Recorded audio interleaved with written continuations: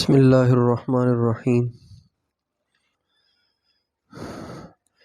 الحمد للہ رب العالمین والصلاة والسلام علی سید الانبیاء والمرسلین وعلی آلہ واصحابہ اجمعین اما بعد فاعوذ باللہ من الشیطان الرجیم بسم اللہ الرحمن الرحیم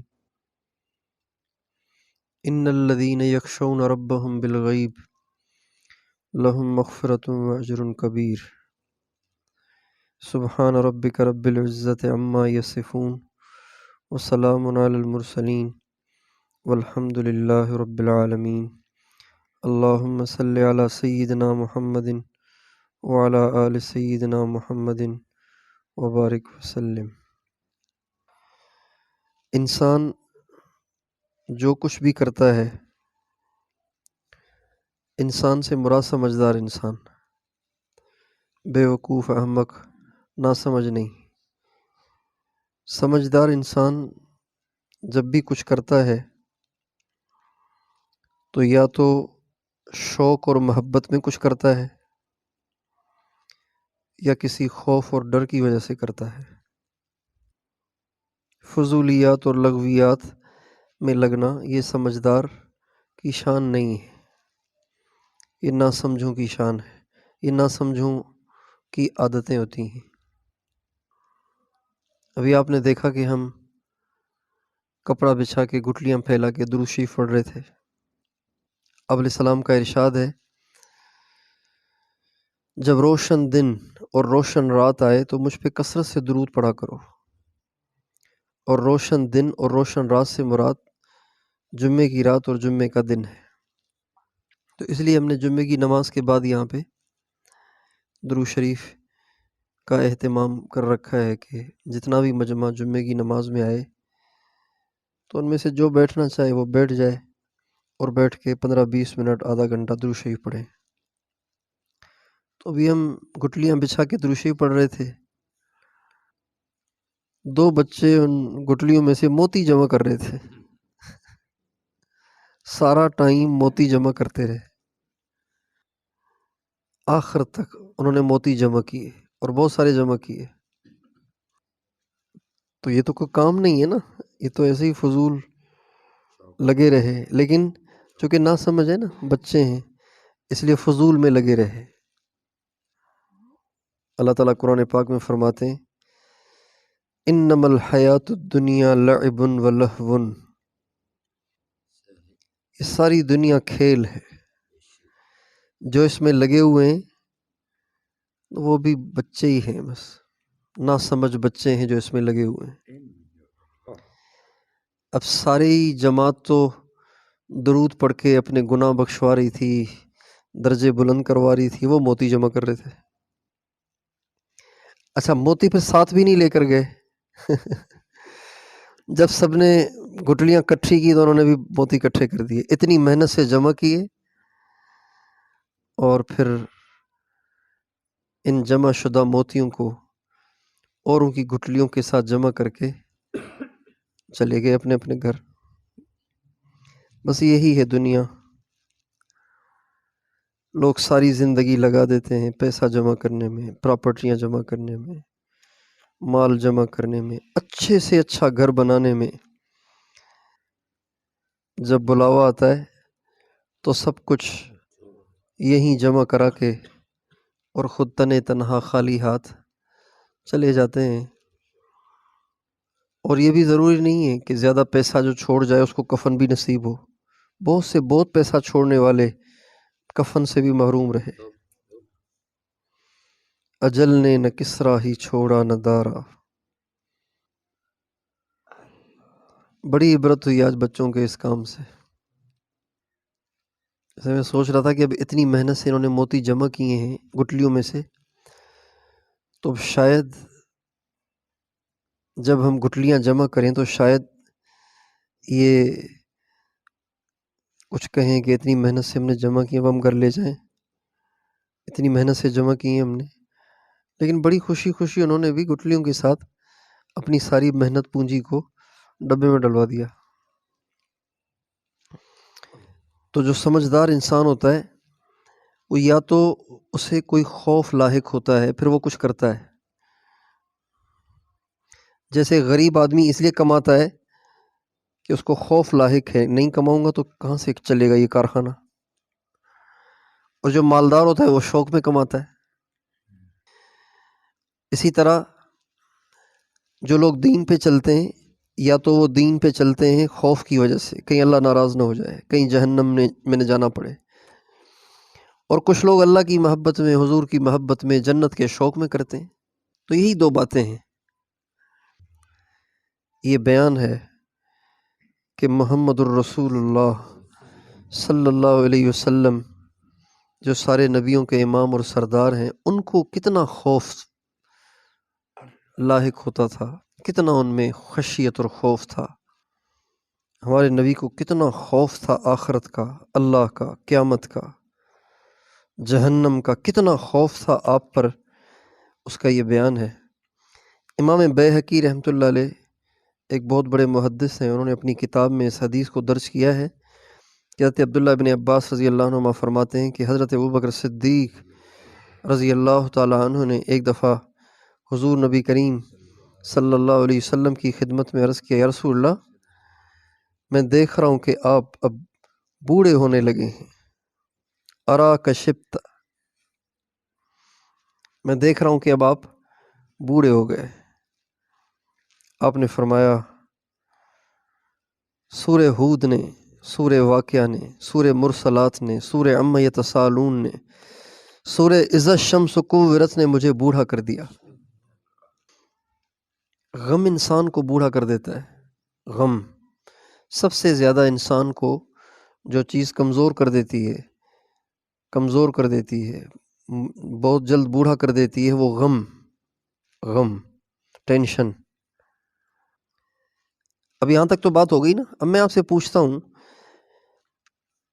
ان صورتوں میں اللہ تعالیٰ نے قیامت کو بیان کیا ہے، ان صورتوں میں اللہ تعالیٰ نے قیامت کو بیان کیا ہے، سزاؤں کو بیان کیا ہے، ہلکی ہلکی جھلک جنت کی بھی دی ہے اس میں، ان صورتوں میں. تو اب آپ فرماتے ہیں ان صورتوں نے مجھے بوڑھا کر دیا ہے، یعنی ان صورتوں کی وجہ سے میں غمگین ہو گیا ہوں اور اس غم کی وجہ سے بوڑھا ہو گیا ہوں. تو ان صورتوں میں ایسی کیا بات ہے کہ آپ کو غم ہو گیا تھا؟ بات یہ ہے کہ انسان جتنا اللہ کے قریب ہوتا ہے نا، جتنا اللہ کے قریب ہوتا ہے اتنا آخرت کے بارے میں اس کا اطمینان کم ہوتا چلا جاتا ہے. اب آپ علیہ السلام کو پتہ ہے کہ قیامت کے دن سب سے زیادہ عزت میری ہوگی، سب سے اونچا درجہ میرا ہوگا، سب سے زیادہ قیامت کے دن میری سنی جائے گی، سب سے زیادہ قیامت کے دن میری چلے گی. یہ ہمارے نبی کو پتہ تھا، لیکن اس کے باوجود بھی ان مناظر کو یاد کر کے آپ پگھلتے رہتے تھے.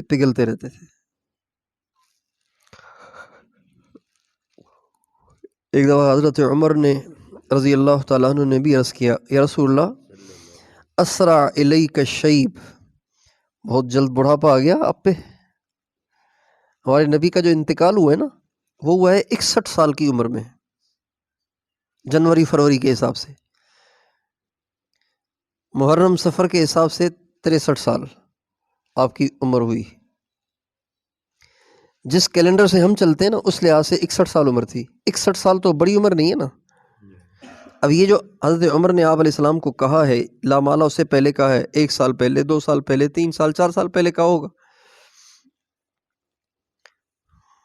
تو عرب تو بڑے جفاکش اور بڑے صحت مند اور بڑے طاقتور لوگ ہوتے تھے، جبکہ ہمارے نبی 60 سے پہلے یا 60 کے قریب ہی کمزور ہونے لگے. تو حضرت عمر رضی اللہ عنہ نے کہا، یا رسول اللہ، بہت جلدی بڑھاپا آ گیا آپ پہ. فرمایا، سورہ ہود نے اور اس جیسی صورتوں نے بوڑھا کر دیا، سورہ واقعہ نے بوڑھا کر دیا، اما یتساءلون نے بوڑھا کر دیا، اذا الشمس کورت نے مجھے بوڑھا کر دیا. اس سے آپ اندازہ لگائیے کہ نبی کریم صلی اللہ علیہ وسلم کو بھی کتنا خوف تھا قیامت کا، جہنم کا، آخرت کا، اللہ کے سامنے پیشی کا کتنا آپ کو خوف تھا؟ اب بتائیے ہمیں کتنا خوف ہونا چاہیے جن کے پاس کوئی نیکی نہیں ہے، کوئی آسرا نہیں ہے۔ حضرت عبداللہ ابن عمر رضی اللہ تعالی عنہما سے روایت ہے کہ ایک دفعہ نبی کریم صلی اللہ علیہ وسلم نے ایک قرآن پڑھنے والے ایک آدمی تلاوت کر رہا تھا، تو سورہ مزمل تلاوت کر رہا تھا وہ، تو آپ نے سنا کہ وہ پڑھ رہا تھا ان لدینا انکالا وجحیما وطعاما ذا غصۃ وعذابا علیما۔ یہ آیت ہے، بے شک ہمارے پاس بڑے مجرموں کو پکڑنے کے لیے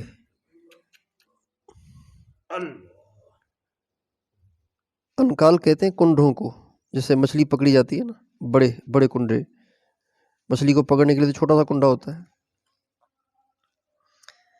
ہمارے پاس مجرموں کو پکڑنے کے لیے بڑے اوزار ہیں، وجحیما، اور ان کے لیے بھڑکتی جہنم کی آگ بھی ہے۔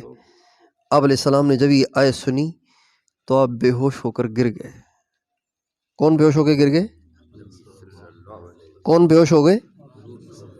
اللہ کے نبی بے ہوش ہو گئے قرآن کی آیت سن کے، ان لدینا انکالا وجحیما وطعاما ذا غصۃ وعذابا علیما یوم ترجف الارض والجبال فکانت الجبال کثیبا مہیلا۔ کتنا خوف ہونا چاہیے ہمیں بھی جہنم کا، آخرت کا، اللہ پاک کی عظمت سے کتنا خوف ہونا چاہیے۔ حضرت سہل بن سعد سے روایت ہے کہ انصار میں سے ایک نوجوان پر اتنا اللہ کا خوف طاری ہوا، اتنا اللہ کا خوف طاری ہوا کہ جب بھی دوزخ کا تذکرہ آتا تو وہ بہت روتا تھا، اور یہ خوف اس پہ اتنا غالب ہوا کہ اس نے گھر کا دروازہ بند کر کے بس وہ اندر بیٹھ گیا، روتا رہتا، سارا دن روتا رہتا تھا۔ آپ علیہ السلام کو بتایا گیا، آپ علیہ السلام خود اس کے گھر تشریف لائے اور اس کے پاس تشریف لے گئے اور اس کو گلے لگایا تسلی دینے کے لیے، گھبراؤ نہیں، اللہ خیر کریں گے۔ اس کو گلے لگایا تو ایک دم وہ آپ علیہ السلام کے گلے لگاتے ہی فوت ہو گیا، زمین پہ گر گیا اور فوت ہو گیا۔ نبی کریم صلی اللہ علیہ وسلم نے فرمایا اپنے ساتھی کی تجہیز و تکفین کرو، اس لیے کہ اللہ پاک کے خوف نے اس کے جگر کے ٹکڑے کر دیے، اللہ پاک کے خوف نے اس کے جگر کے ٹکڑے کر دیے۔ اللہ۔ دوسری روایت میں ہے کہ آپ علیہ الصلوۃ والسلام اس کے پاس تشریف لے گئے۔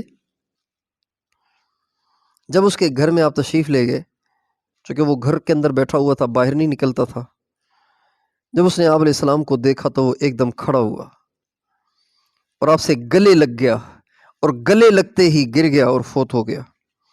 نبی کریم صلی اللہ علیہ وسلم نے فرمایا اپنے ساتھی کو تیار کرو، اللہ کے پاس جانے کے لیے تیار کرو۔ فَإِنَّ الْفَرَقَ مِنَ النَّارِ فَلَدَ كَبِدَهُ، اس لیے کہ جہنم کے خوف نے اس کے جگر کے ٹکڑے کر دیے ہیں۔ اس ذات کی قسم جس کے قبضے میں میری جان ہے، اللہ تعالیٰ نے جس چیز کا اس کو ڈر تھا اس سے اس کو پناہ دے دی۔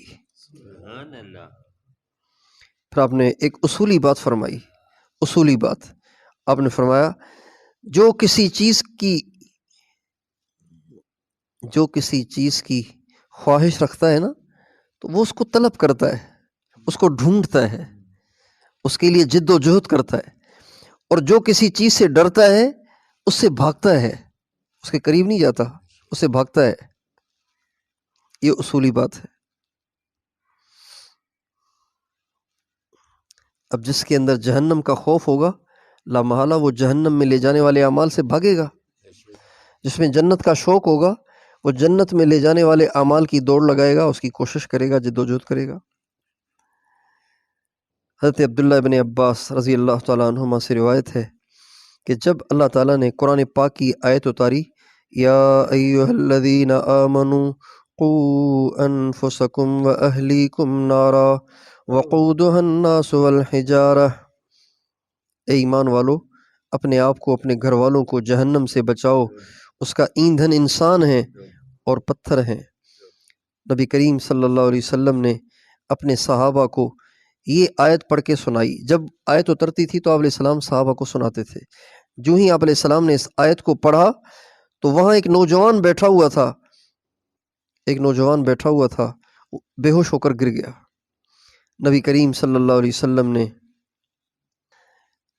اس کے دل پہ ہاتھ رکھا، اس کے دل پہ، بے ہوش ہو گیا تھا نا وہ، اس کے دل پہ ہاتھ رکھا کہ دیکھوں کہ زندہ ہے یا فوت ہو گیا۔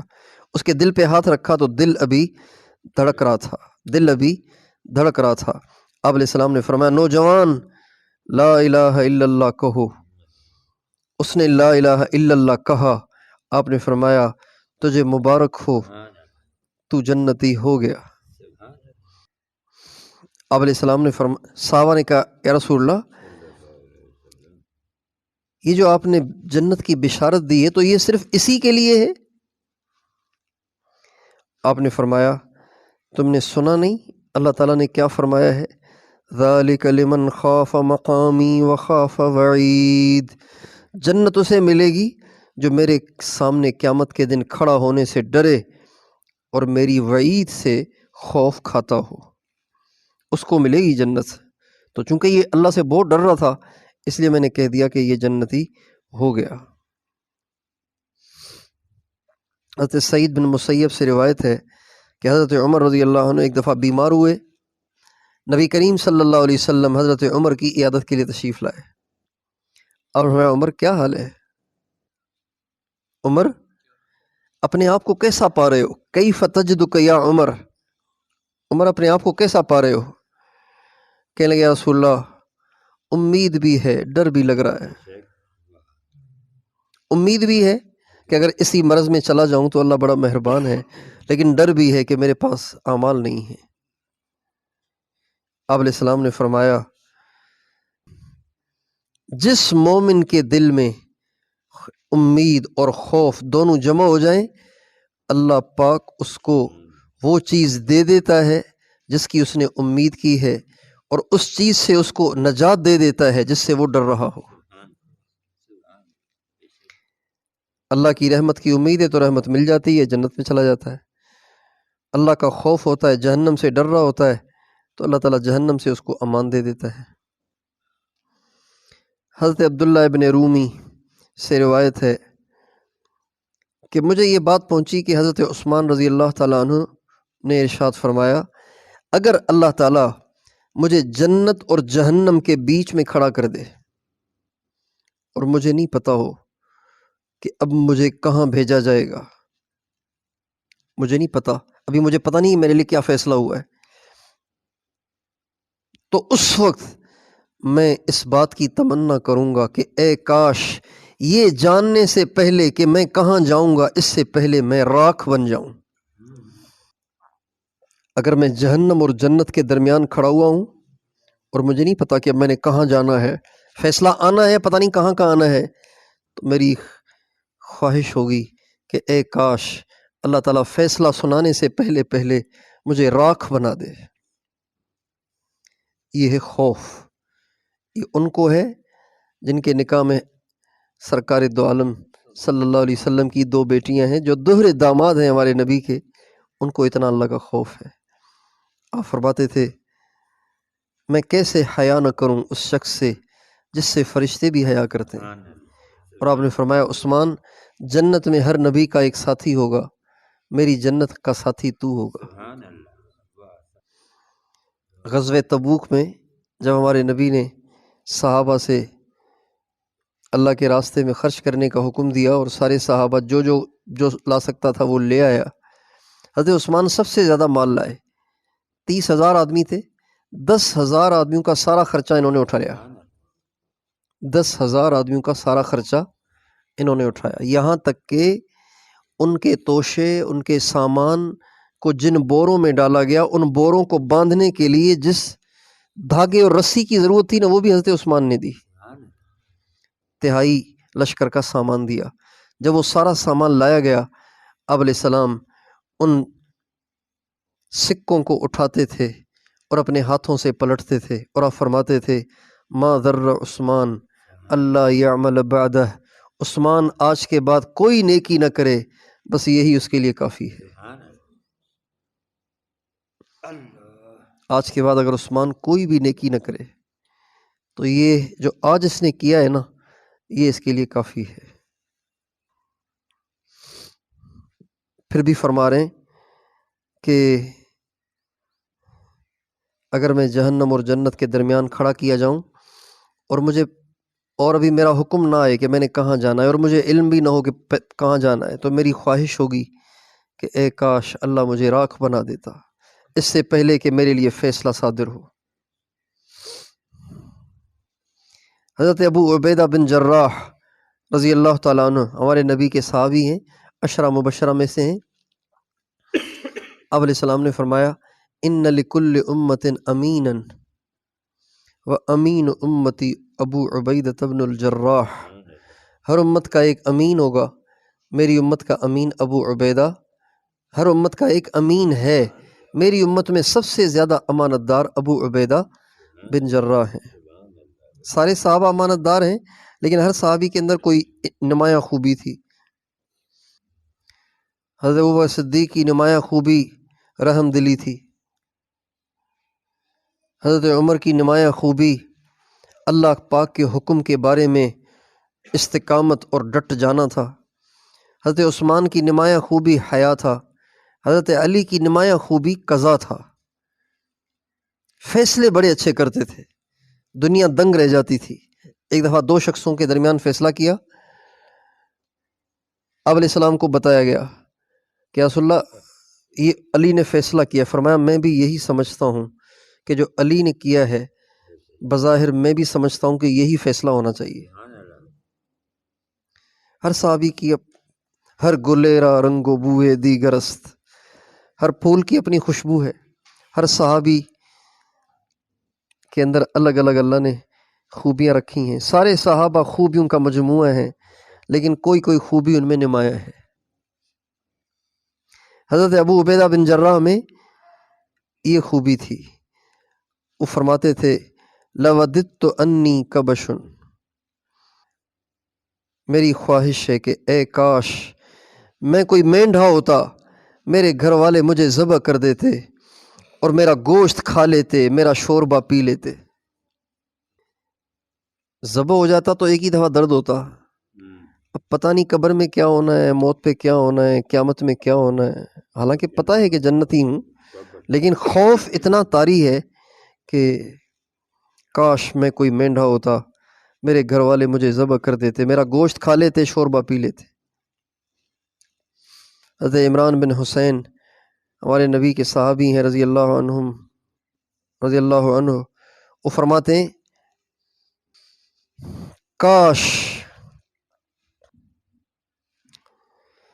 کاش میں راکھ ہوتا اور ہوا مجھے اڑا کے لے جاتی، میں جل جاتا، راکھ بن جاتا، اور ہوا کا جھونکا آتا مجھے اڑا کے بکھیر دیتا۔ حضرت عبداللہ ابن مسعود رضی اللہ تعالیٰ عنہ بہت بڑے درجے کے صحابی ہیں۔ صحابہ کہتے ہیں اتنا ان کی والدہ کا نبی پاک علیہ السلام کے گھر آنا جانا تھا کہ ہم بہت عرصہ سمجھتے رہے کہ یہ اہل بیت میں سے ہیں، بعد میں پتہ چلا کہ یہ حضور کی خاندان میں سے نہیں ہیں۔ عبداللہ ابن مسعود، ہم جو حنفی ہیں نا، امام ابو حنیفہ رحمۃ اللہ علیہ نے جو اپنے مسائل لیے ہیں ان میں زیادہ انہوں نے حضرت عبداللہ ابن مسعود کو فالو کیا ہے۔ تو فقہ حنفی کا دار و مدار حضرت عبداللہ ابن مسعود رضی اللہ تعالیٰ عنہ کی روایات پر ہے۔ اتنے بڑے آدمی ہیں۔ حضرت عبداللہ ابن مسعود کے پاس ایک شخص بیٹھا ہوا تھا، کہنے لگا حضرت میں نہیں چاہتا کہ، چونکہ جنت میں جانے والوں کے دو درجے اللہ نے بتائے ہیں سورہ واقعہ میں، ایک اصحاب الیمین بیچ کے لوگ، یعنی نیک لوگ اور ایک مقربین، ہر وقت نیکی کی دوڑ لگانے والے، ہر وقت نیکی کے لیے اپنی جان جوکھوں میں ڈالنے والے، یہ مقربین ہوں گے۔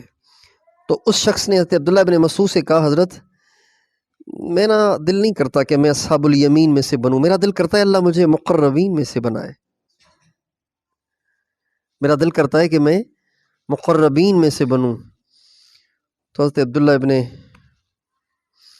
مسعود فرمانے لگے، لیکن یہ اپنی طرف اشارہ کر کے فرمانے لگے، یہ شخص تو یہ چاہتا ہے کہ جب مر جائے نا تو خدا کرے اٹھایا ہی نہ جائے، جانوروں کی طرح اسے مٹی بنا دیا جائے، اٹھایا ہی نہ جائے کہ پھر جاننا پڑے کہ مجھے کہاں جانا ہے۔ لیکن ہا ہنا رجل ود لو انہ مات لم یبعث، لیکن یہاں پہ ایک شخص بیٹھا ہوا ہے، اپنی طرف اشارہ کر کے فرمانے لگے، یہاں پہ ایک شخص ایسا بیٹھا ہوا ہے جس کی خواہش ہے کہ اگر مر جائے تو اللہ اسے اٹھائے ہی نہیں، زندہ ہی نہ کرے، مٹی ہو جانا زیادہ مجھے پسند ہے اس سے کہ پھر مجھے فیصلہ سنایا جائے۔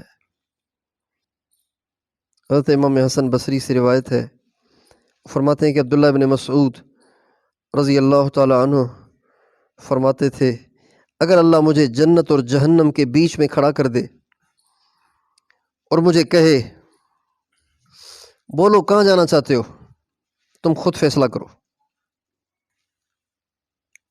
فیصلہ کرو، جنت میں جانا ہے، جہنم میں جانا ہے، یا تم نے راکھ بن کر بھول بھلیاں بن جانا ہے، ختم ہو جانا ہے، نہ جنت نہ جہنم، راکھ ہو جائیں اور ختم ہو جائیں۔ اللہ تعالیٰ اگر جنت اور جہنم کے درمیان مجھے کھڑا کر کے مجھے اختیار دے، بولو کہاں جانا ہے، ان دونوں جگہوں میں سے کہیں جانا ہے یا راکھ بننا ہے، تو فرمایا میں خواہش کروں گا اللہ مجھے راکھ بنا دے۔ حضرت ابو ذر رضی اللہ تعالیٰ عنہ سے روایت ہے، وہ فرماتے ہیں انسان جتنا اللہ کے قریب ہوتا ہے نا، اتنی اس کے اندر کی خواہشات اور تمنائیں ٹوٹتی رہتی ہیں۔ سب سے پہلے دنیا کی خواہشات ٹوٹتی ہیں، کپڑے ایسے، باڈی ایسی، شکل ایسی، پیسہ ایسا، پیسہ اتنا، گاڑی ایسی، گھر ایسا، یہ خواہشات پہلے ٹوٹتی ہیں جب انسان اللہ کے قریب ہوتا ہے۔ ٹوٹتے ٹوٹتے پھر ایک وقت ایسا آتا ہے کہ آخرت کی خواہشات بھی ٹوٹ جاتی ہیں۔ یہ خواہش نہیں رہتی کہ میں قطب بن جاؤں، میں غوث بن جاؤں، میں پہنچی ہوئی سرکار ہو جاؤں، بس پھر آخری خواہش یہی رہتی ہے کہ ایمان پہ خاتمہ ہو جائے، معاف کر دے بس۔ شیخ سعدی رحمۃ اللہ علیہ فرماتے ہیں کہ میں نے حضرت پیران پیر شیخ عبد القادر جیلانی کی زیارت کی تھی بیت اللہ شریف میں، وہ بھی حج پہ آئے ہوئے تھے، میں بھی حج پہ گیا ہوا تھا۔ اس زمانے میں مطاف کے اندر فرش نہیں تھا، فرش نہیں تھا، لیکن بارش ہوتی ہے نا تو کیچڑ ہو جاتا ہے، تو کیچڑ سے بچنے کے لیے فرش کا تو تصور ہی نہیں تھا اس زمانے میں، کنکریاں بچھائی جاتی تھیں، پتھریاں، چھوٹی چھوٹی پتھریاں بچھائی جاتی تھیں تاکہ کیچڑ نہ ہو۔ تو فرماتے ہیں کہ میں نے دیکھا کہ بیت اللہ کے قریب مطاف میں حضرت پیران پیر، غوث اعظم، ولیوں کے سردار، امام، بادشاہ اپنا سر مطاف میں پتھریوں پہ رکھے ہوئے سجدے میں رو رہے ہیں، زار و قطار رو رہے ہیں اور کہہ رہے ہیں من نہ گویم کہ طاعتم بپذیر قلم عفو بر گناہم کش، اے اللہ میں یہ نہیں کہتا ہوں کہ میری عبادتیں قبول کر، بس میری درخواست ہے کہ میرے گناہوں پہ قلم پھیر دے۔ نیکیوں کی قبولیت کی دعا تب کروں جب نیکیوں کو اس قابل سمجھوں، تیرے پاس پیش کرنے کے قابل سمجھوں، وہ تو ویسے ہی اس قابل نہیں ہے، بس تو میرے گناہوں پہ قلم پھیر دے، تیری بڑی مہربانی ہوگی۔ انسان جتنا اللہ کے قریب ہوتا ہے نا، اتنی اس کے ارمان ختم ہوتے چلے جاتے ہیں۔ ہر تمنا دل سے رخصت ہو گئی، اب تو آجا، اب تو خلوت ہو گئی، ایک تجھ سے کیا محبت ہو گئی، ساری دنیا ہی سے نفرت ہو گئی۔ یہ نشانی ہے اللہ کے قریب ہونے کی۔ حضرت ابو ذر رضی اللہ عنہ سے روایت ہے، اللہ کی قسم اگر تم وہ جانو جو میں جانتا ہوں تو تم سے بیویوں کے پاس لیٹا نہ جائے اور تمہیں بستروں پہ نیند نہ آئے۔ اللہ کی قسم میری بڑی خواہش ہے اور میری بڑی آرزو ہے اور مجھے اس کی بڑی حسرت ہے کہ اے کاش جب اللہ نے مجھے بنایا تھا تو ابو ذر کیوں بنایا؟ اللہ مجھے درخت بنا دیتا نا، جسے کاٹ دیا جاتا، جس کا پھل کھا لیا جاتا۔ میں انسان کیوں بن گیا؟ کاش میں انسان نہ ہوتا، میں درخت ہوتا۔ انسان ہوں، اب مجھے حساب دینا ہے، دے نہیں سکتا میں۔ اللہ کیا ہوگا؟ حضرت حزام بن حکیم سے روایت ہے، حضرت ابو درداء رضی اللہ تعالیٰ عنہ فرماتے تھے، لوگو اگر تمہیں وہ پتہ چل جائے جس کو تمہیں موت کے بعد دیکھنا ہے، ابھی تو تم نہیں دیکھ رہے، موت کے بعد جس کو تم نے دیکھنا ہے نا، اگر وہ تم آج جان لو نا تو کبھی بھی تمہیں کھانا کھانے کی خواہش نہ رہے، تمہیں پانی پینے کی خواہش نہ رہے، اور تم کبھی گھروں میں نہ جاؤ سایہ حاصل کرنے کے لیے، راحت آرام کرنے کے لیے، تم جنگلوں کو نکل جاؤ، اپنے سینوں کو پیٹتے رہو اور اپنے آپ پہ ماتم کرتے رہو، روتے رہو، زاری کرتے رہو۔ اے کاش میں درخت ہوتا جو کاٹ دیا جاتا اور اسے کھا لیا جاتا۔ حضرت ابو ہریرہ رضی اللہ عنہ یہ بھی فرماتے تھے، اے کاش میں کوئی مینڈھا ہوتا اپنے گھر والوں کا، میں اپنے گھر والوں کا کوئی مینڈھا ہوتا، ان کے پاس کوئی مہمان آتا، ان کے پاس کوئی مہمان آتا اور پھر وہ اس مہمان کی ضیافت کے لیے میری گردن کی رگوں پہ چھری پھیر دیتے اور مہمان مجھے کھاتے اور مزے کرتے اور مجھ سے حساب تو نہ ہوتا۔ عبداللہ ابن عمر رضی اللہ تعالیٰ عنہما ایک دفعہ ایک مسجد کے ستون کو، جو کہ کھجور کے درخت کا تنا تھا، ستون کو دیکھ کے فرمانے لگے، اے کاش میں بھی ایسا ستون ہوتا۔ اللہ تعالیٰ ہمیں اپنا خوف دے دے، آخرت کی فکر دے دے، جہنم کا خوف دے دے۔ جس کو یہ خوف لگ گیا نا تو وہ ساری دنیا کی مصیبتوں سے، ساری دنیا کے حالات سے بے خوف ہو جائے گا۔ ہمارے نبی کی دعا ہے، مخافتاً تحجزنی عن معاصیک، اے اللہ مجھے ایسا خوف دے، مجھے اپنا ایسا خوف دے جو مجھے گناہوں سے روک دے۔ اللہم اقسم لنا من خشیتک ما تحول به بیننا و بین معاصیک، اے اللہ مجھے اپنا اتنا خوف دے دے کہ جو میرے اور گناہوں کے درمیان حائل ہو جائے، یعنی جس خوف کی وجہ سے میں گناہ نہ کر پاؤں۔ اس لیے اللہ پاک سے اللہ کا خوف مانگنا چاہیے، آخرت کی فکر مانگنی چاہیے، دنیا کے لحاظ سے اللہ پاک سے بے فکری کو مانگنا چاہیے۔ اللہ مجھے دنیا کی ٹینشن نہ دے، دنیا کی فکروں میں مجھے مبتلا نہ کر، مجھے آخرت کی فکر دے، جہنم سے خوف دے، اپنی ذات کا خوف دے، باقی سارے خوف میرے دل سے نکال دے۔ مانگیں گے رو رو کے دعائیں اللہ سے، اللہ تعالی ہمیں اپنا خوف دے دے۔ یہ خوف کیسے پیدا ہوتا ہے؟ یہ خوف کیسے پیدا ہوتا ہے؟ اس خوف کو پیدا کرنے کے لیے ایک بنیادی چیز وہ ہے موت کا مراقبہ۔ وہ کیا ہے؟ اللہ کا خوف پیدا کرنے کے لیے کیا ہے؟ موت کا مراقبہ۔ سلسلہ عالیہ چشتیہ میں جو اسباق ہیں ان میں سے ایک سبق ہے مراقبہ موت. مراقبہ موت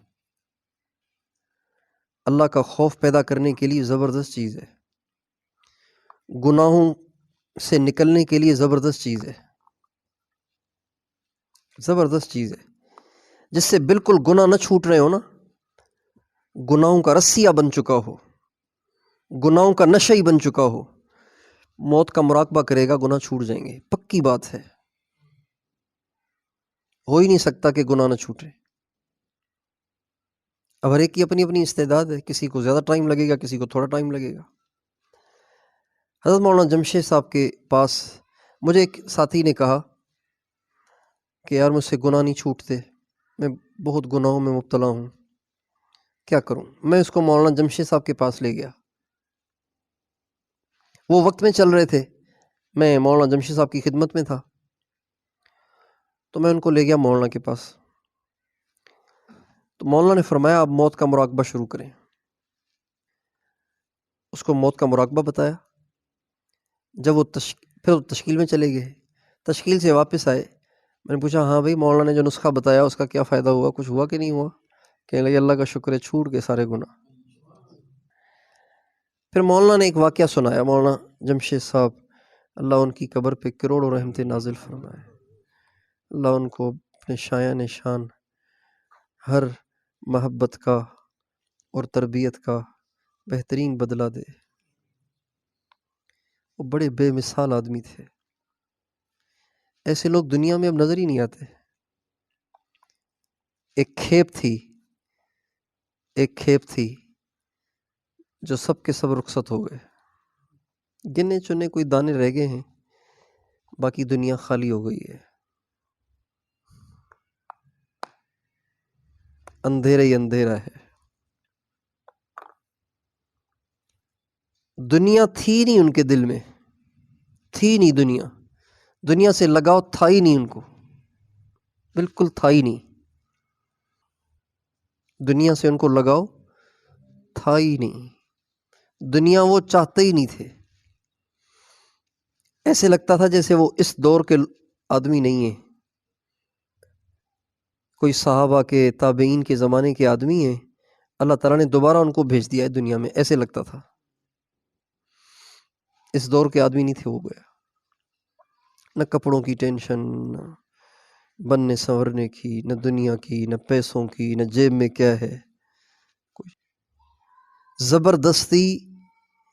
زبردستی میں ان کو تیار کرتا تھا کہ آپ نہائیں، وہ نہیں نہاتے تھے. کپڑے بدلیں، وہ نہیں بدلتے تھے. تو ایک ہیلا کرتا تھا، پھر ڈانٹ بھی سننی پڑتی تھی لیکن برداشت کرنی ہوتی تھی.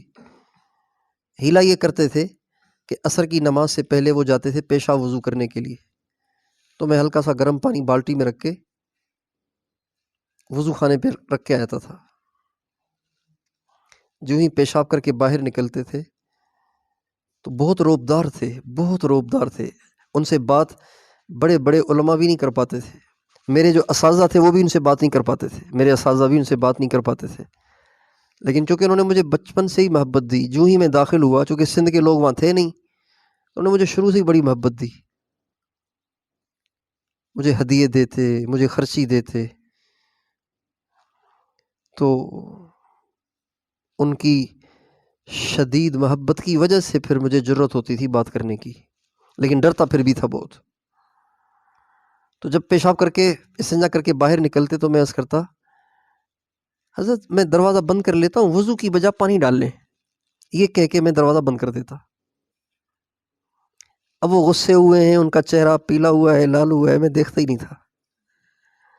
تو کبھی تو وہ کر کے باہر نکلتے تھے، کبھی وہ یوں دیکھ کے اور وضو کر کے گزر جاتے تھے. ہمیشہ ان کو ایسے ہی کپڑے بدلوائے، ہمیشہ ان کو ایسے ہی غسل کروایا، کوئی کھانے کی ٹینشن نہیں. ان کے بارے میں بہت مشہور ہے کہ وہ زیادہ کھاتے تھے، حالانکہ یہ ان پہ الزام ہے، وہ زیادہ نہیں کھاتے تھے. صاحب البیت ادری بما فیہ، گھر والا جانتا ہے نا کہ کون گھر میں کیا ہوتا ہے؟ بہت مشہور ہے کہ وہ بہت کھاتے تھے، حالانکہ ایسی بات نہیں ہے۔ 24 گھنٹے میں وہ 1.5 روٹی مشکل سے کھاتے تھے، 24 گھنٹے میں۔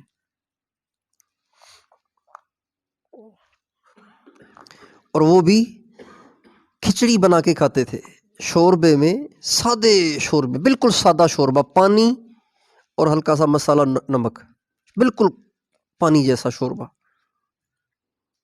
کوئی رنگ روغن نہیں اس میں روٹی کے ٹکڑے ڈبو دیتے تھے، جب وہ بالکل کھچڑی اور حلوہ بن جاتے تھے وہ چمچ سے کھاتے تھے، اور ایک روٹی کئی وقفوں میں کھاتے تھے، ایک ساتھ نہیں کھاتے تھے، کئی وقفوں میں کھاتے تھے۔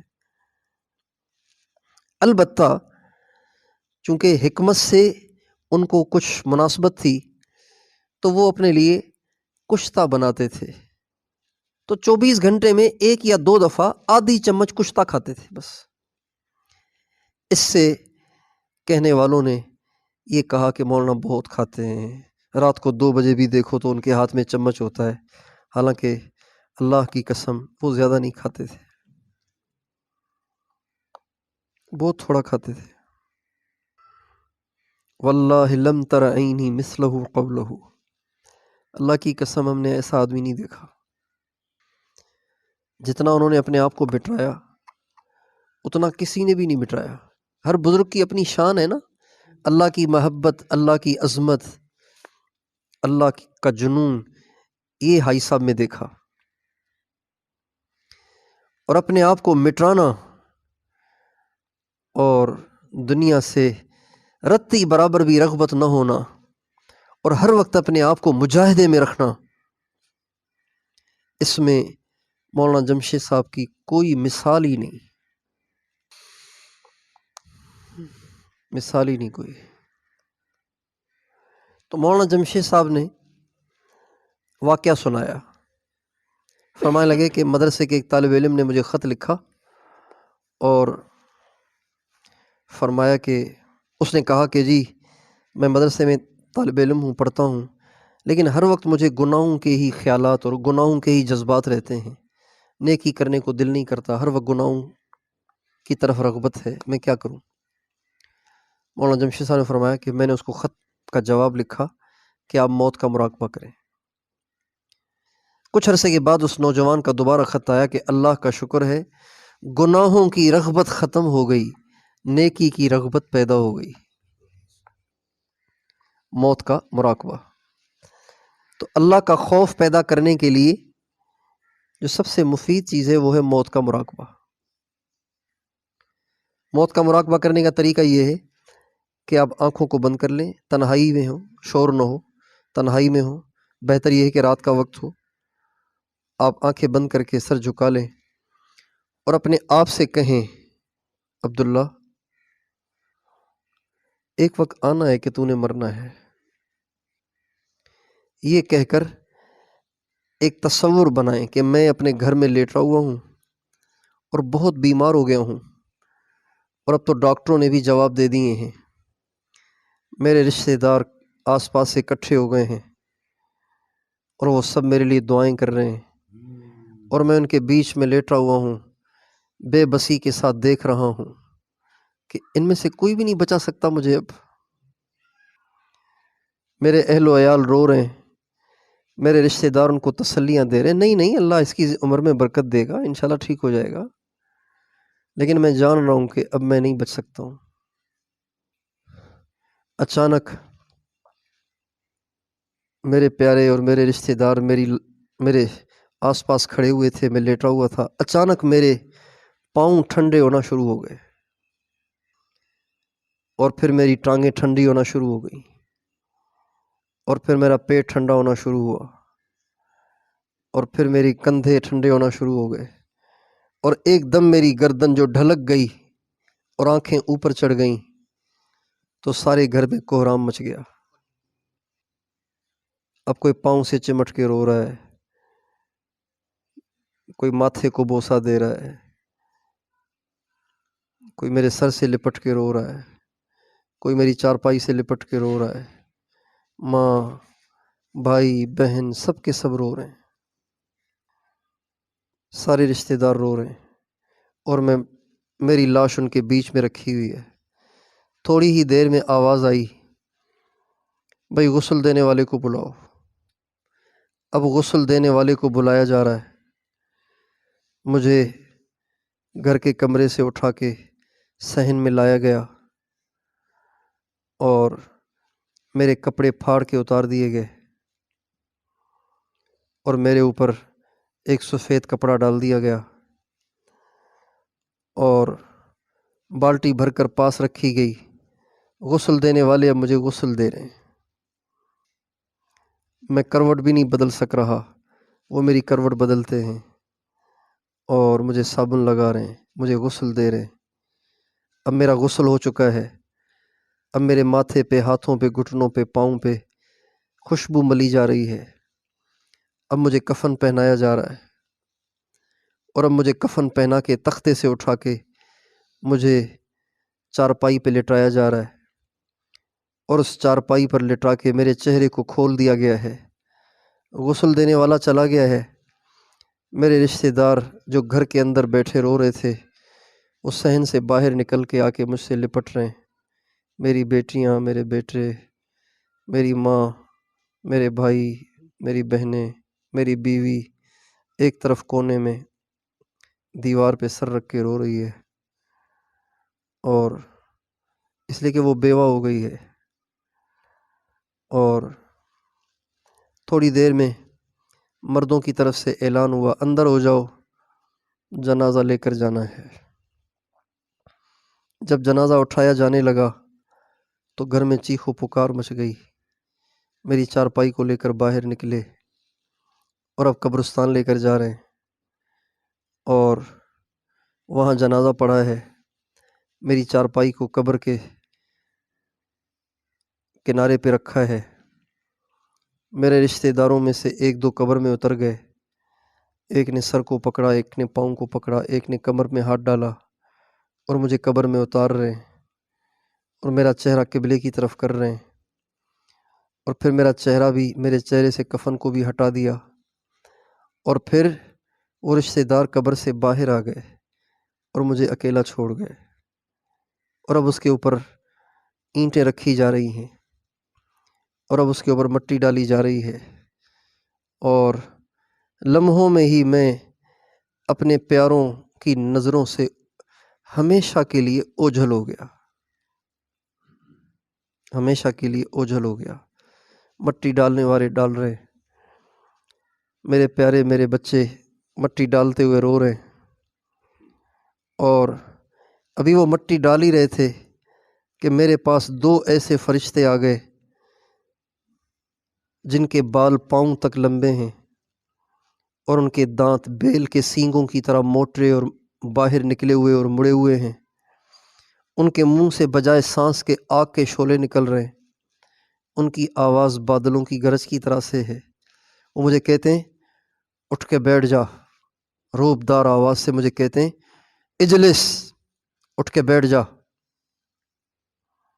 چنانچہ میں اٹھ کے بیٹھ جاتا ہوں اور میرا کفن میرے سر سے سرک کر ناف تک آ جاتا ہے، اور وہ مجھ سے پوچھتے من ربک، بتاؤ تیرا پالنے والا کون ہے؟ اب مجھے جواب وہ دینا ہے جو میرے دل میں ہے، زبان والا یہاں چلے گا نہیں۔ ما دینک، تیرا دین کیا ہے؟ اگر میں سوال کا جواب دے رہا ہوں تو وہ میری قبر کو اپنے ہاتھوں سے وسیع کر رہے ہیں، جواب نہیں دے رہا ہوں تو وہ مجھے ایک ایسا گرز مارتے ہیں کہ جس کی چنگاریاں قبر میں پھیل جاتی ہیں۔ پھر دوسرا سوال کرتے ہیں، پھر پیارے نبی صلی اللہ علیہ وسلم کی شبیہ دکھاتے ہیں، ماذا تقول فی ھذا الرجل، اس شخص کے بارے میں کیا کہتے ہو؟ تو اگر میں نے اپنے نبی کی زندگی گزاری ہے تو میں اس وقت پہچان کے کہوں گا یہ تو میرے آقا ہیں، اور اگر میں نے نبی کی سنت سے روگردانی کی ہوگی تو میں کہوں گا میں نہیں جانتا یہ کون ہے۔ چنانچہ اس آخری سوال کا جواب نہ دینے پر قبر اتنی تنگ ہو جاتی ہے کہ میری پسلیاں ایک دوسرے میں گھس رہی ہیں اور جہنم کی کھڑکی کھول دی گئی ہے، اور فرشتے کہہ رہے ہیں کم قسمت، کاش کہ تو دنیا میں کچھ کر کے آتا تو تجھے جنت ملتی، مگر تو نے کچھ نہیں کیا، لہٰذا یہ جہنم تیرا ٹھکانہ ہے۔ اس طرح وہ میری قبر کو جہنم کی بھٹی بنا کے باہر چلے جاتے ہیں۔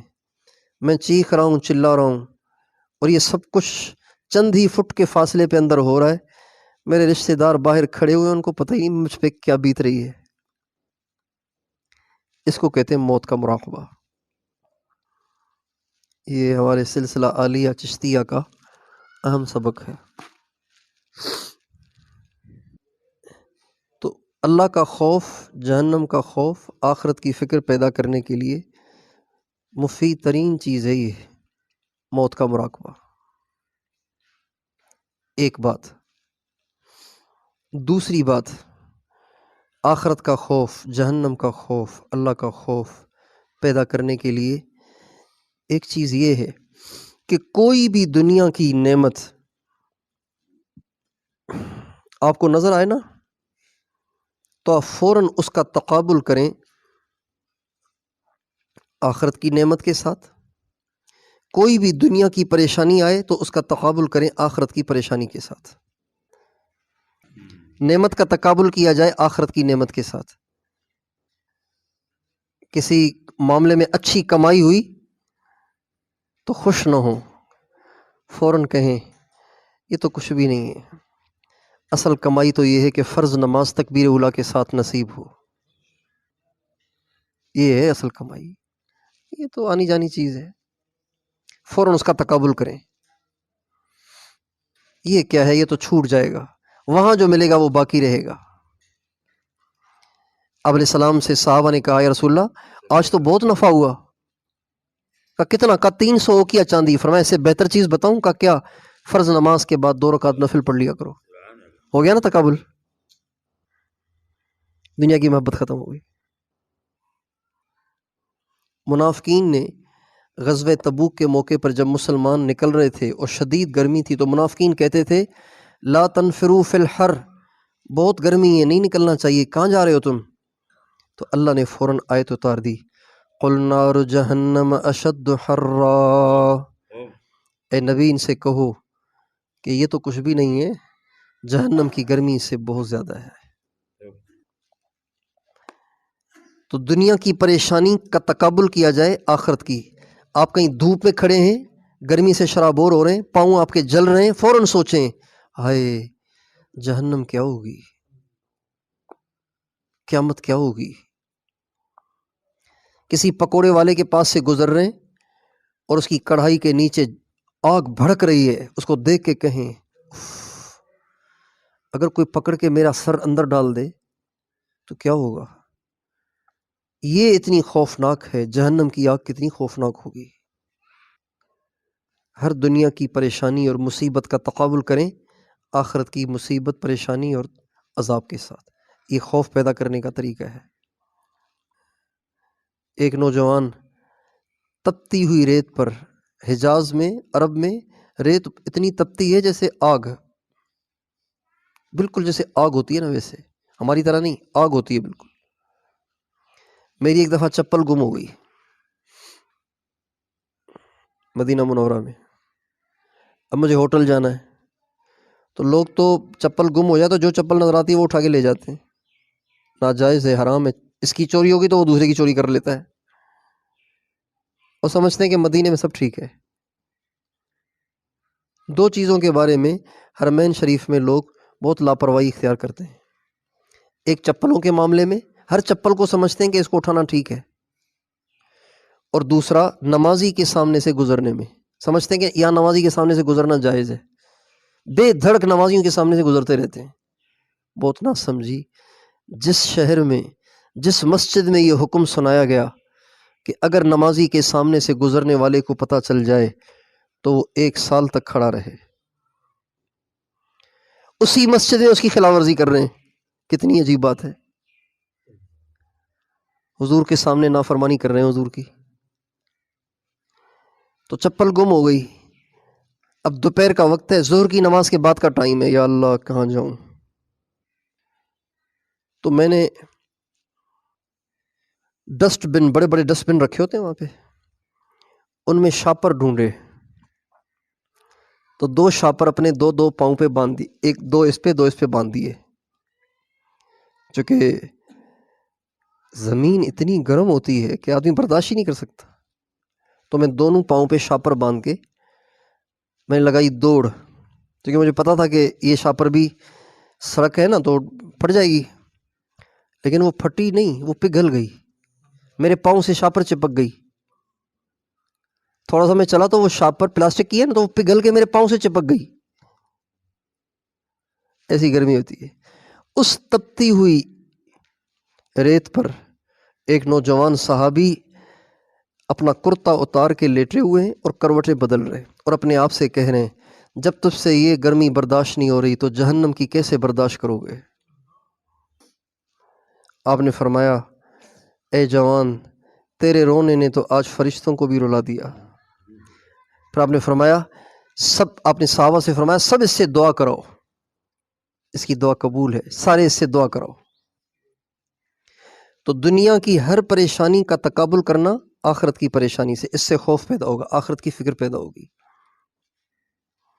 اور قرآن پاک کی وہ صورتیں جن کے بارے میں آپ علیہ السلام نے فرمایا کہ انہوں نے مجھے بوڑھا کر دیا ہے، ان صورتوں کو خاص طور پر توجہ، دھیان، تدبر کے ساتھ بتکلف رو رو کے پڑھنا۔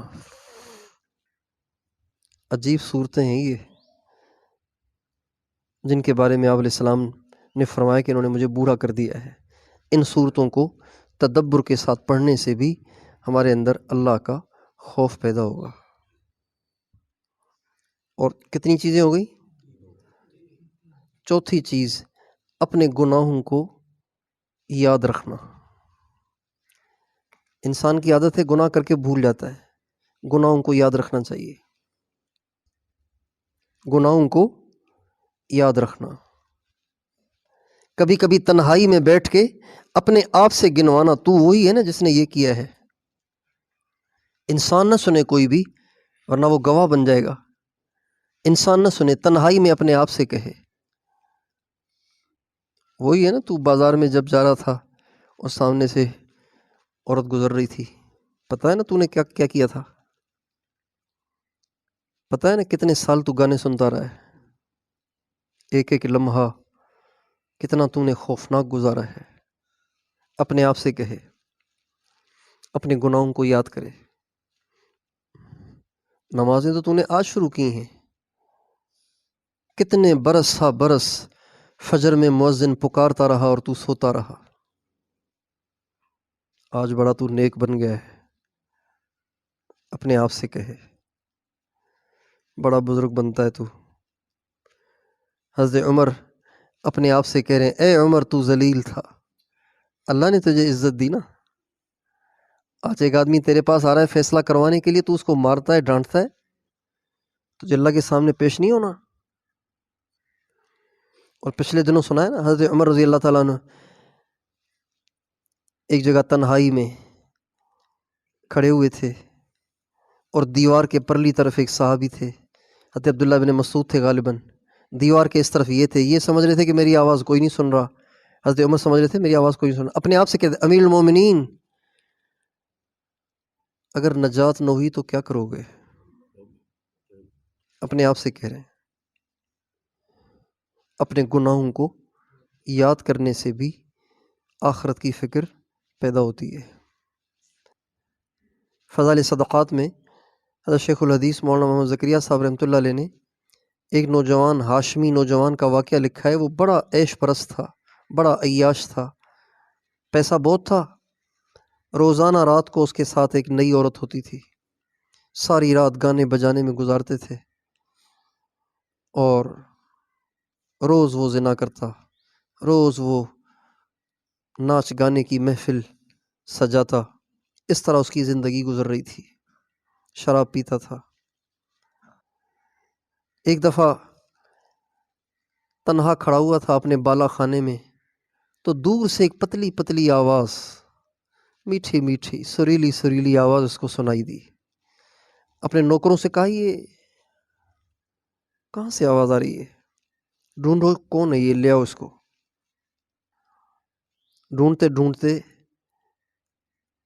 وہ آواز دیکھا کہ مسجد سے آ رہی تھی، اور ایک دبلا پتلا بیمار سا ایک نوجوان وہاں بیٹھا ہوا ہے اور قرآن پڑھ رہا ہے۔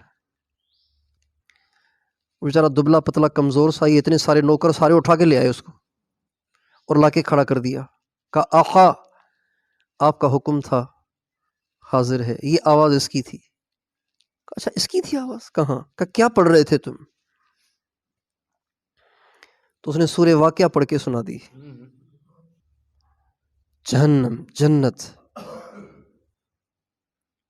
جب سنائی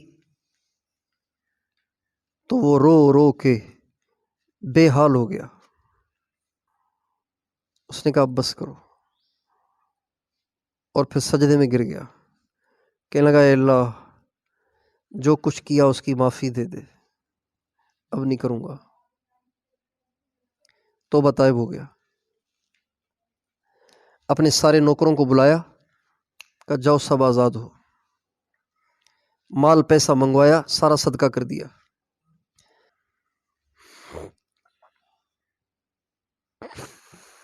ناچنے والیوں گانے والیوں سب کو رکوا دیا، آج کے بعد میرے پاس کوئی نہ آئے۔ اور پھر ایسے مجاہدے شروع کیے کہ لوگ کہنے لگے اپنے آپ پہ کچھ ترس کھائیں، اللہ بڑا مہربان ہے۔ تو وہ کہا کرتا تھا لوگو تمہیں نہیں پتہ میں نے اپنے مالک کو کتنا ناراض کیا ہے، میں اس کی تلافی کرنا چاہتا ہوں، اور روتا اس بات پہ ہوں کہ جو کچھ میں نے کیا ہے ٹھیک ہے وہ کریم ہے، معاف تو ہو جائے گا، معاف تو ہو گیا ہوگا، لیکن میرا کیا ہوا نہ کیا ہوا تو نہیں ہو سکتا نا۔ میرا کیا ہوا آگے بولو، نہ کیا ہوا تو نہیں ہو سکتا۔ آپ میرے ساتھ کوئی زیادتی کریں، میں آپ سے کہوں کوئی بات نہیں یار، ہو جاتا ہے، کوئی بات نہیں، بالکل میں ٹھیک، کوئی مسئلہ نہیں، میں بالکل آپ سے راضی ہوں، خوش ہوں، سب بالکل میرے دل میں بھی نہیں ہے، لیکن یہ آپ کا جو میرے ساتھ ہوا یہ نہ کیا ہوا تو نہیں ہے نا۔ جب آپ کی آنکھیں میری آنکھوں میں ملیں گی تو آپ کو یاد تو آئے گی نا پچھلی، یاد ماضی عذاب ہے یا رب، یاد ماضی عذاب ہے یا رب، چھین لے تو مجھ سے حافظہ میرا۔ اپنے گناہوں کو یاد کریں گے تو انشاءاللہ آخرت کا خوف، اللہ کا خوف، آخرت کی فکر پیدا ہوگی۔ اور آخرت کی فکر، آخرت کا خوف پیدا کرنے کا ایک ذریعہ یہ بھی ہے کہ اپنے آپ کو دنیا میں زیادہ منہمک نہ رکھا جائے، اپنے آپ کو دنیا میں زیادہ منہمک نہ رکھا جائے، اپنے آپ کو دنیا میں زیادہ پھنسایا نہ جائے۔ لمبی امیدیں انسان کو آخرت سے بے فکر کر دیتی ہیں، لمبے منصوبے، دور کے منصوبے، آگاہ اپنی موت سے کوئی بشر نہیں، سامان 100 برس کا اور پل کی خبر نہیں۔ حضرت اسامہ بن زید رضی اللہ عنہ ہمارے نبی کو بہت پیارے تھے، انہوں نے ایک لونڈی خریدی، گھر میں کام کاج کرنے والی ایک باندھی خریدی، اور جس سے خریدی اس کو کہا ایک مہینے کے بعد پیسے لے لینا، ایک مہینے کے بعد پیسے لے لینا، ایک مہینے کے بعد دے دوں گا۔ آپ علیہ السلام کو معلوم ہوا تو آپ کو بہت ناگواری ہوئی، آپ نے فرمایا کیسا آدمی ہے اسامہ، اتنی لمبی امیدیں، ایک مہینے تک، اس کا مطلب ہے اس کو یقین ہے کہ میں جیوں گا اور اپنا قرضہ اتاروں گا۔ عجیب بات ہے۔ حضرت عمر بن عبدالعزیز رحمۃ اللہ علیہ آدھی سے زیادہ دنیا کے بادشاہ تھے، بادشاہ، آدھی سے زیادہ دنیا کے بادشاہ تھے۔ عید کے دن قریب آ رہے تھے اور بچوں کے پاس کچھ بھی نہیں، نہ کپڑے نہ عید کی تیاری۔ تو اہلیہ نے کہا بچے رو رہے ہیں، پریشان ہیں بچے کے، کپڑے نہیں ہمارے پاس، اب ساری دنیا پہنے گی نئے کپڑے اور امیر المومنین کے بچوں کو پرانے کپڑے، تو دنیا کیا کہے گی؟ تو بچے ہیں نا تو دل پریشان ہو رہا ہے۔ حضرت عمر نے کہا میں ہے ہی نہیں، کہاں سے لاؤں پیسے، ہے ہی نہیں میرے پاس، کہاں سے لاؤں؟ تو اہلیہ نے کہا ایک صورت میرے ذہن میں آ رہی ہے۔ کہا کیا؟ کرجا بن حیوہ جو آپ کے ملازم ہیں، خزانچی ہیں، بیت المال پر مامور ہیں، آپ ان سے کہیں کہ 1 مہینے کی جو تنخواہ اس نے آپ کو دینی ہے نا وہ پہلے ہی دے دے، اگلے مہینے ہم نہیں لیں گے تنخواہ، گزارا کر لیں گے۔ تو کہا ٹھیک ہے، بات کر کے دیکھ لیتا ہوں۔ ان سے بات کی کہ آپ مجھے 1 مہینے کی پہلے تنخواہ دے دیں، عید کے لیے بچوں کو سامان لے کے دینا ہے۔ ان کا امیر المومنین میں تو آپ کا ملازم ہوں، حاضر ہوں، بس آپ سے اتنی درخواست ہے آپ مجھے لکھ کے دے دیں کہ آپ 1 مہینہ جئیں گے۔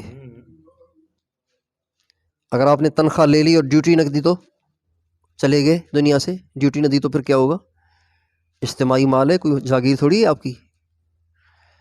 حضرت عمر کہنے لگے یہ تو گارنٹی نہیں دے سکتا ہوں میں۔ چنانچہ واپس آ گئے۔ بیوی نے کہا کیا ہوا؟ کہا وہ تو 1 مہینے کی گارنٹی مانگ رہا ہے اور وہ میں نہیں دے سکتا۔ کہا پھر کیا کریں؟ کہا بچوں سے کہو کہ عمر تمہیں دے ہی نہیں سکتا، بس رو ہنسو، اب میں کیا کروں، میری بھی تو بے بسی ہے، میرے پاس ہے ہی نہیں تو کہاں سے لاؤں؟ اپنے آپ کو دنیا میں زیادہ منہمک کرنے سے آخرت کی فکر ختم ہو جاتی ہے۔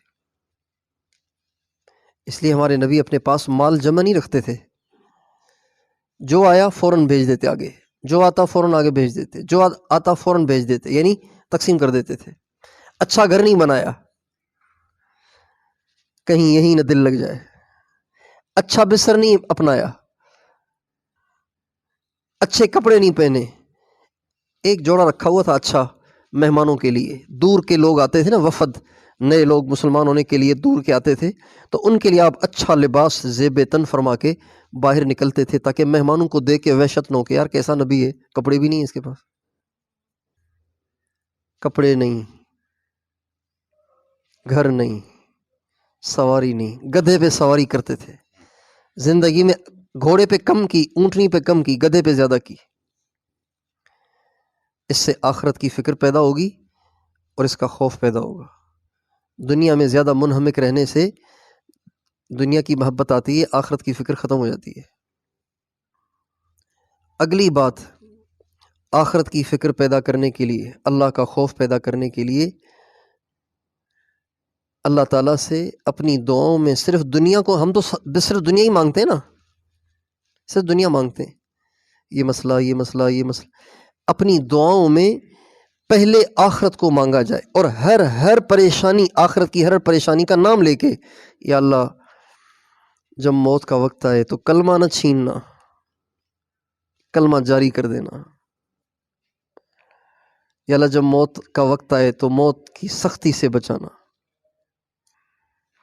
جب روح نکلے تو مزے سے نکل جائے، پریشانی سے بچانا، میں بڑا کمزور ہوں، میرے سے نہیں ہوگی برداشت، یا اللہ جب قبر میں جاؤں تو سوالوں کے جواب آسان کر دینا، یا اللہ قبر کو آگ کی بھٹی نہ بنا دینا، جنت کی کھڑکیاں کھول کے اسے کشادہ کر دینا، اور یا اللہ قبر میں میرا دل بہلانا، مجھے اکیلا نہ چھوڑ دینا، دل بہلانا میرا، مجھے تنہائی میں بڑی وحشت ہوتی ہے، مجھے بہت ڈر لگتا ہے، گھر میں بھی اکیلا ہوں تو مجھے بہت ڈر لگتا ہے، مجھے قبر میں تنہا نہ چھوڑنا۔ ضمن میں ایک بات آ رہی ہے، مخدوم محمد ہاشم ٹھٹوی رحمۃ اللہ علیہ نے اور علامہ سخاوی رحمۃ اللہ علیہ نے اور علامہ یوسف نبہانی رحمۃ اللہ علیہ نے، ان تینوں نے اپنی کتابوں میں لکھا ہے کہ جو آدمی روزانہ 33 دفعہ یہ درود شریف پڑھے گا، اللہم صلی علی سیدنا محمد صلاۃ تکون لک رضا ولحقہ اداء، چھوٹا سا ہے نا، 33 دفعہ جو روزانہ اس درود کو پڑھے گا، ایک روایت میں ایک جگہ انہوں نے لکھا ہے کہ صبح شام، ایک جگہ لکھا ہے کہ ایک دفعہ پڑھے گا، جو 33 دفعہ پڑھے گا، جب وہ قبر میں جائے گا تو اللہ تعالیٰ اس کی قبر میں ایک کھڑکی حضور کی قبر کی طرف لگا دیں گے.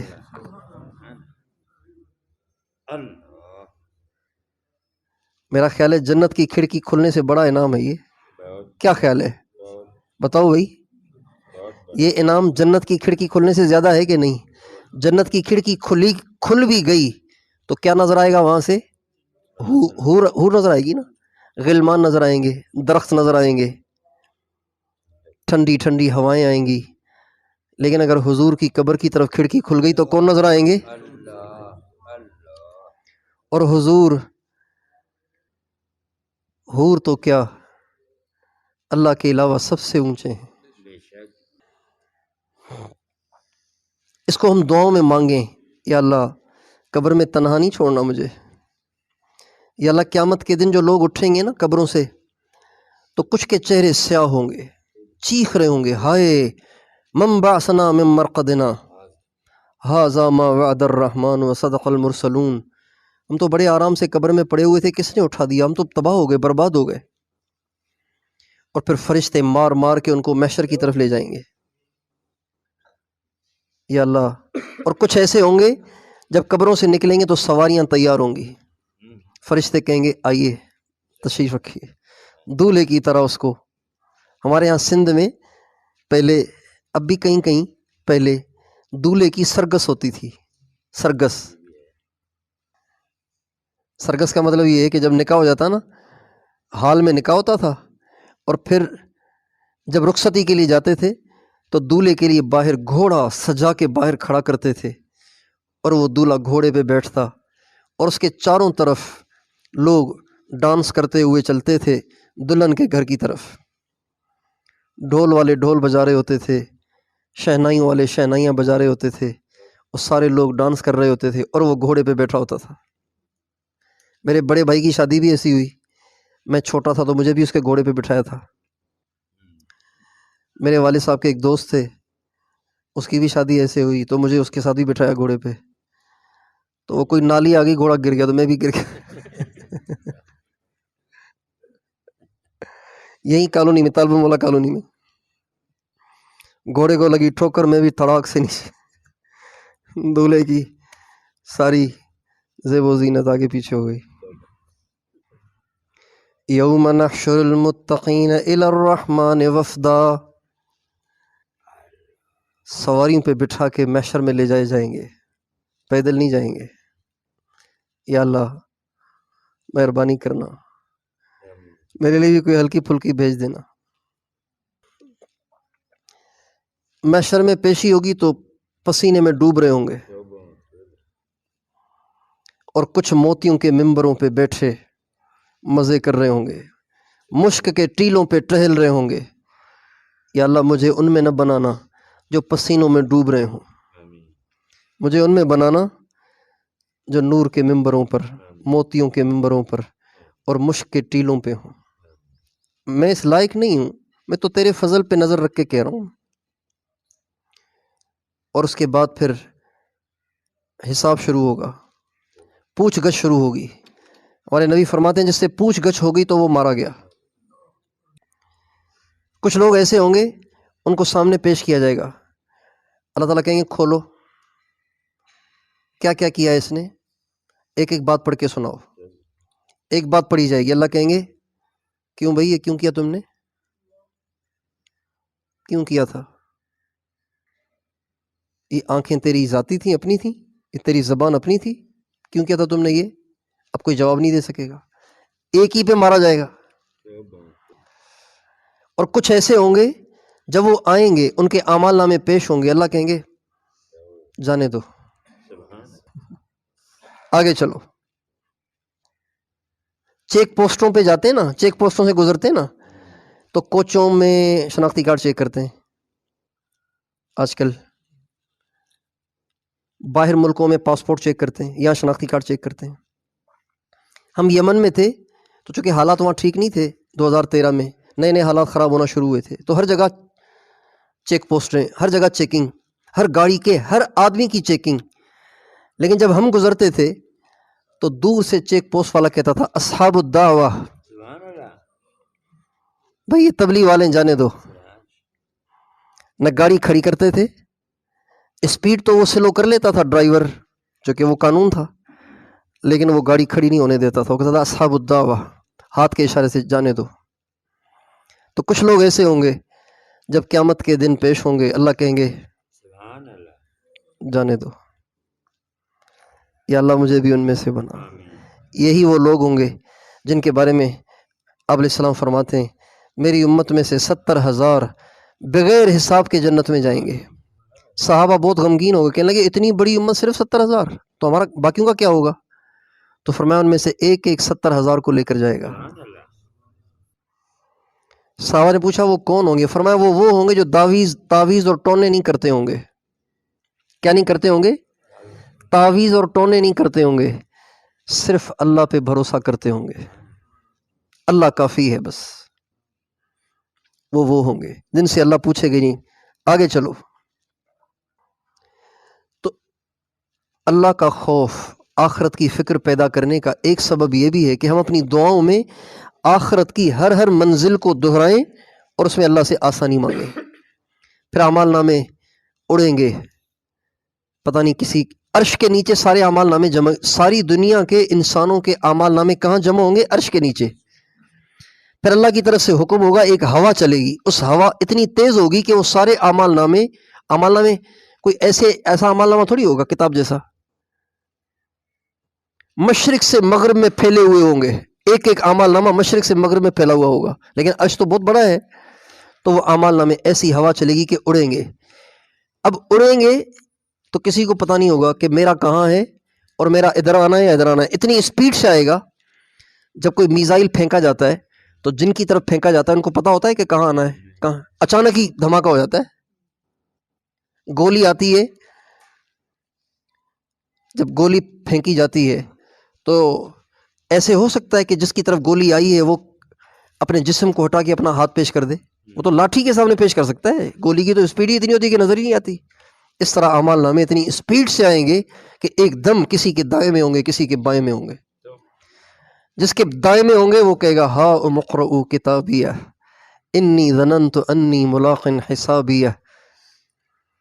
لوگو آؤ آ کے میرا اعمال نامہ پڑھو، میں آخرت پہ یقین رکھتا تھا. اللہ کہیں گے فہو فی عیشۃ راضیہ، جاؤ اب تیرے لیے مزے ہی مزے ہیں. فی جنت عالیہ قطوفہا دانیہ.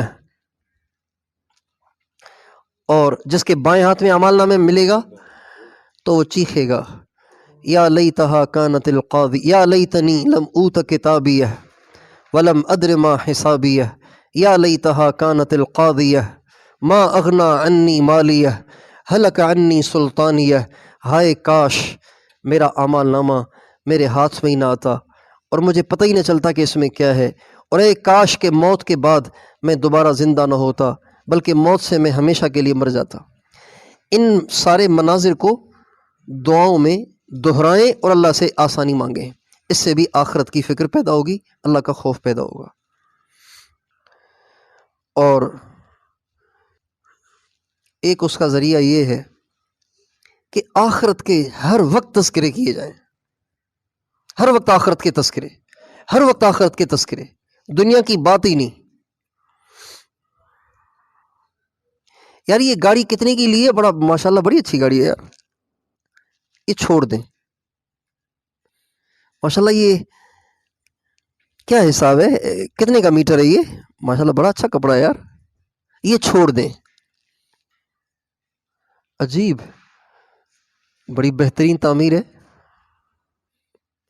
دنیا کے تذکرے چھوڑ دیں، ہر وقت آخرت کے تذکرے، ہر وقت آخرت کے تذکرے، ہر وقت آخرت کے تذکرے. ایک آخرت کی فکر، اللہ کا خوف پیدا کرنے کا ذریعہ یہ ہے. اللہ تعالی ہمیں اپنا خوف دے دے، آخرت کی فکر دے دے، جہنم کا خوف دے دے، جنت کا شوق دے دے. ٹھیک ہے انشاءاللہ. اللہ تعالی ہم سب کو توفیق دے.